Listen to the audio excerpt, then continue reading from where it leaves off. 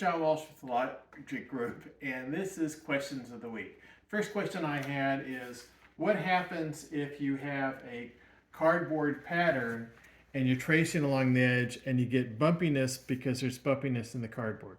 Easy answer to that is you just digitize it as a series of points using our curve fit, and I have an example video of that I just posted online. Second question I had is, what do you do if you have a pattern that is larger than your digitizing board? Well, I have two answers for that. The first answer is you can digitize the left half, save it as a DXF file, move your pattern, digitize the right half, save it as a DXF file, and then load those two files into a CAD program and merge them. Well, we also have a second answer to that question is in that we do have the jumbo tracer where we can connect multiple boards together and trace large patterns. I have several videos of that on our website that show how to do that.